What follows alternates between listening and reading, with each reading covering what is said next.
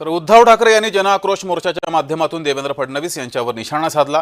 यावर देवेंद्र फडणवीस यांनी उत्तर दिलेलं आहे। विरोधकांचा संविधान न्याय व्यवस्थेवर विश्वास नाही, विरोधकांनी मतचोरीबद्दल आम्हाला शिकवू नये असं म्हटलंय। आम्ही लोकांच्या प्रेमाची चोरी करतो, लोकांच्या मनाची चोरी करतो, म्हणून लोक आम्हाला मतदान करतात। आणि त्यांनी जनादेशाची चोरी केली होती, ते जनादेश चोर आहेत आणि म्हणून लोकांनी त्यांना घरी बसवलं।